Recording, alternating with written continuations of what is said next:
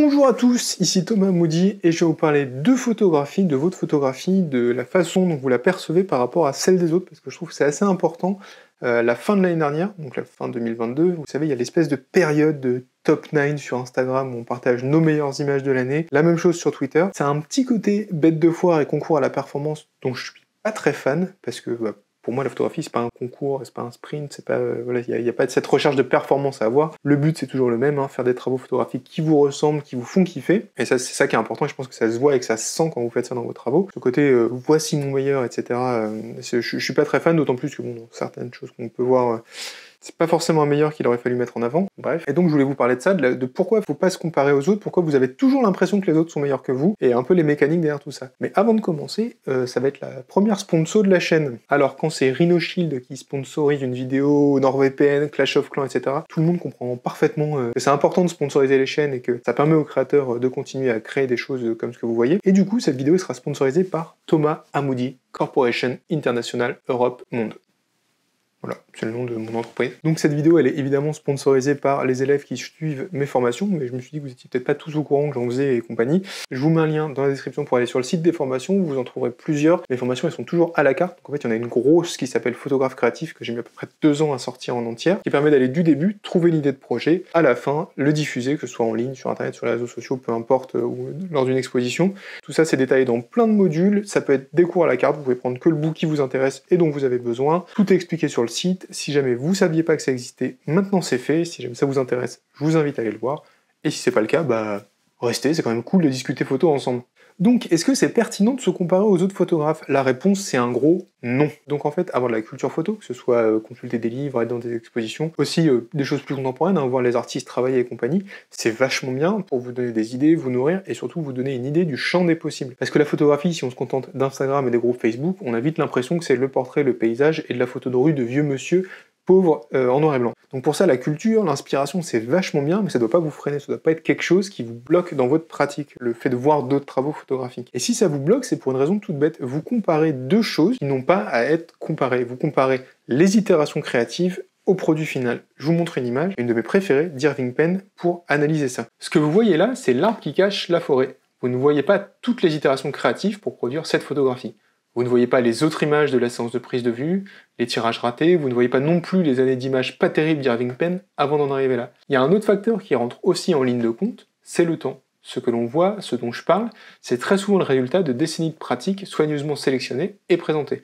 Évidemment, le niveau des travaux que vous avez dans les livres et compagnie est très élevé, c'est un résultat impressionnant, mais il ne faut pas oublier tout ce qu'il a fallu pour en arriver là. Quand aller à une exposition, ça vous décourage, ça vous déçoit, c'est parce que vous comparez deux choses incomparables. Vous comparez la fin sur la ligne d'arrivée d'un travail très travaillé, très fini, à ce que vous avez en tête de votre propre pratique, sans connaître ce qu'il y a dans la tête de la personne, sans connaître ses galères, les choses qui vont pas, les projets qu'elle a abandonnés, les ratés, ses débuts et compagnie. C'est pour ça que ça n'a pas de sens de comparer les deux. Autre petit argument dans cette direction, est-ce que vous savez que Henri Cartier-Bresson avait fait de la photographie en couleur dans les années 70 ?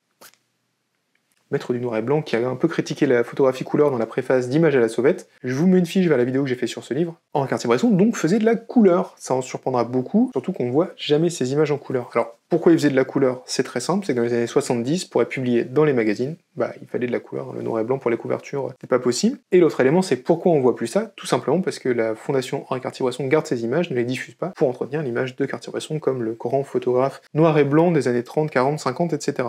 Donc aussi, ce que vous voyez des grands artistes ou même des autres artistes, c'est toujours quelque chose qui est sélectionné, construit, et ainsi de suite, pour être percutant, pour plaire, pour attirer, etc. Ce qui n'est pas le cas de vos travaux à vous, évidemment. Quand vous faites de la photographie pour vous, quand vous travaillez sur vos projets, quand vous cherchez des choses, etc., vous voyez la matière brute, le résultat du travail quotidien, et pas la chose finie et compagnie. Et paradoxalement, si jamais vous finissez un zine, par exemple, j'ai une petite formation où j'explique de A à Z comment en faire. Mais je dis ça, je dis rien. Donc si vous faites un zine, quand vous allez le sortir, il va déclencher le même effet chez d'autres photographes. Il y a d'autres photographes qui vont voir votre zine et dire putain, moi j'essaye de faire un zine, je galère et compagnie, j'y arrive pas, lui il le sort, il est trop bien, etc.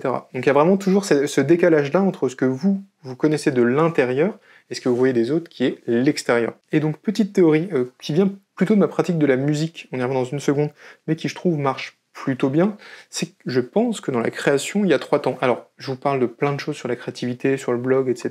Il y a plein de façons de percevoir ça, il n'y a pas une vérité plus que l'autre. Des fois, je vais vous dire, il y a 5 étapes, des fois, il y en a 3, des fois, machin. Je vais lire un livre qui le présente autrement. C'est quelque chose qu'il faut appréhender avec souplesse et ouverture d'esprit, plus que comme une façon rigide, et voilà. Donc, une façon de voir la créativité, c'est de le voir en 3 temps. Ces 3 temps, ce serait quoi? Ce serait la pratique au quotidien, le moment où on définit les œuvres, et le moment où on les produit. Je vous explique. Quand je rentre chez moi et que je prends ma guitare après une journée où j'ai envie de jouer, je joue des morceaux qui m'amusent, qui m'éclatent, des morceaux que j'aime bien, ça n'a pas trop de sens. Alors, j'en profite pour vous faire la démo, c'est ma première guitare que j'ai récupérée il n'y a pas très longtemps, je suis très content, allons-y. Par exemple, je vais rentrer, je vais jouer des morceaux que j'aime bien, des choses qui me paraissent sympas, etc. Donc comme ça. Appliqué à la photo, ça ce serait le moment où vous prenez votre appareil, vous sortez, vous faites des petites photos, etc. C'est la pratique quotidienne, c'est ce qui nous amuse, c'est ce qui nous éclate, qui n'a pas forcément de sens. J'ai passé des centaines d'heures à jouer des trucs qui servent à rien, mais qui m'amusent, qui me permettent de pratiquer et compagnie, qui sont agréables, qui nourrissent un peu la pratique. Donc pour les guitares, je vous ai montré, je rentre, je joue des petits accords, etc. On est content. La deuxième étape, c'est la définition. C'est quand ce moment de pratique un peu ludique, fun et sans but, va commencer à se transformer en autre chose. Par exemple, vous commencez à avoir des lignes, vous commencez à mettre en forme en disant « Ok, ça pourrait aller avec ci, etc. » Typiquement, je vous rejoue les mêmes accords, on commence à trouver quelque chose. C'est marrant, ça. Qu'est-ce que ça pourrait être?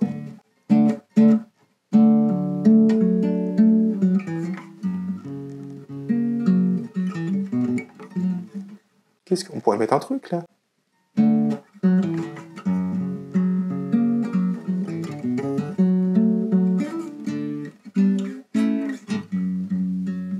Donc là, c'est le moment où vous commencez à dire « Ok, il y a quelque chose qui pourrait marcher là », et vous commencez à mettre en forme ce travail-là. On se dit « Ok, ça va par ci, ça va par là », on cherche un peu, mais on n'est plus dans une pratique où on va errer de façon créative, chercher, tester, s'amuser. On commence à rationaliser les choses, à les organiser un petit peu et compagnie. Donc là, par exemple, c'était Under the Bridge de Chili Peppers, où je vous mimais Procente qui cherche à en faire des accords. On se dit, ok, les accords, ça peut être ça, on commence à chercher ce qui pourrait marcher et compagnie.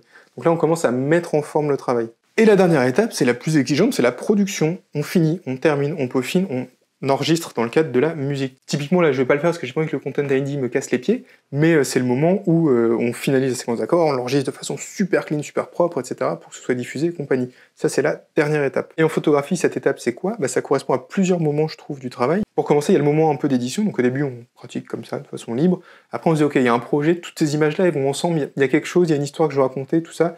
Ça fait un gros paquet d'images. Donc la première étape de la production, ça va être commencer de rationaliser ce paquet d'images et d'en faire une sélection, c'est ce qu'on appelle l'édition, on trie, on coupe, on dégage. Vous avez cette sélection, et ensuite vous allez la produire, vous allez faire une expo, un livre, un zine, les mettre en ligne, les diffuser de façon clean et propre. Pour la photo, ça ressemble un peu à ça, cette dernière étape globalement de production. Vous voyez ce que je veux dire? Pour continuer l'analogie avec la pratique un peu de la musique, mais je trouve que créativement, il y a quelque chose d'assez similaire dedans. Et là, vous comprenez le problème. Quand par exemple, vous vous baladez en sortie photo et vous dites « Ah non, ça je le photographie pas parce que j'ai vu des travaux de machin, de trucs, et lui il ferait jamais ça, et ce serait nul de faire ça, et je le prends pas en photo », là vous confondez la première étape de quelque chose qui va se passer après la production, quoi, de quelque chose que vous avez déjà vu, qui a été produit, diffusé et compagnie. Et c'est cette confusion-là, je pense, qui crée beaucoup de stress, un peu de syndrome de l'imposteur vis-à-vis de vos travaux. Alors après, il faut être lucide. Dans les gens qui disent « je monte pas mes images parce qu'elles sont nulles », il y en a qui sont dans ce que je viens de décrire, qui se disent « ah putain », et qui ont cette espèce de décalage dans la comparaison qui, je pense, les bloque, et faut pas, c'est ce que j'essaie de dire dans cette vidéo. À l'inverse, parfois c'est de la lucidité, hein. Si vous trouvez tout nul ce que vous faites et que vous faites de la macro de coccinelle en gros plan, a priori on met pas sur l'erreur de comparaison, quoi. Oui, c'est 2023, je cale une blague sur la macro. Qu'est-ce que vous allez faire? J'ai chopé ma même photo. Et d'ailleurs, si vous voulez vous décoincer un peu sur ça, il y a un bouquin que je trouve très très bien, qui est gros comme tout, qui s'appelle Magnum Contact Sheet, donc les planches contact de Magnum. Il est vendu à 30 livres, je sais pas combien il coûte en euros, parce que je l'avais acheté avant qu'il soit traduit. De mémoire, il a été traduit en français, et je trouve, bon, c'est un livre que beaucoup de gens conseillent, et à raison. Et là, par exemple, vous voyez, je sais pas, j'en prends une au pif, que cette photographie-là, qui est très chouette de Bruce Gilden, pour la faire, il a fait tout ce film qui est ici. Donc on voit toutes ces images ratées, et là on rentre un peu dans ce que je vous disais, qui est la première étape de la pratique, c'est le moment où il cherche, on teste, etc.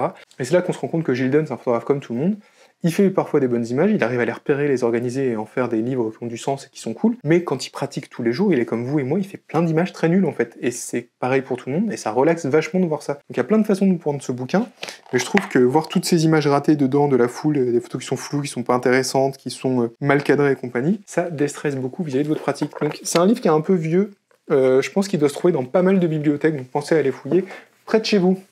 Merci à tous d'avoir regardé cette vidéo jusqu'au bout. La dernière vidéo de l'année dernière, je vous avais dit que j'étais un peu dans le rush, donc j'avais un décor minimaliste pour les vidéos, ce qui est encore le cas de celle-ci, parce que j'ai pas fini le travail que je suis en train de faire. J'ai une trentaine de vidéos pour un cours qui sera sorti quand vous verrez cette vidéo, mais qui n'est pas sorti quand moi je la tourne, et ça avait beaucoup de boulot, donc en fait j'ai pas pris le temps de sortir tout le studio, tout ça, mais vous m'aviez dit que c'était pas grave, donc je m'inquiète pas, mais ça reviendra, je pense, dans l'année quand j'aurai un petit peu plus de temps. Après, je vais être papa, donc a priori, c'est peut-être plutôt des illusions de vous dire que ça va revenir, mais on y croit. Bref, quoi qu'il en soit, si vous avez aimé cette vidéo, c'est comme d'habitude, n'hésitez pas à vous abonner, à la partager, etc.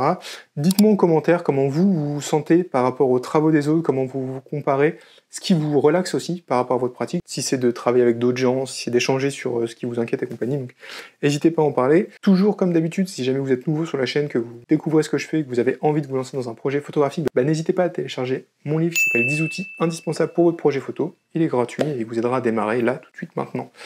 Voilà, c'est tout pour moi, je vous souhaite une très bonne soirée et je vous dis à la prochaine. Salut!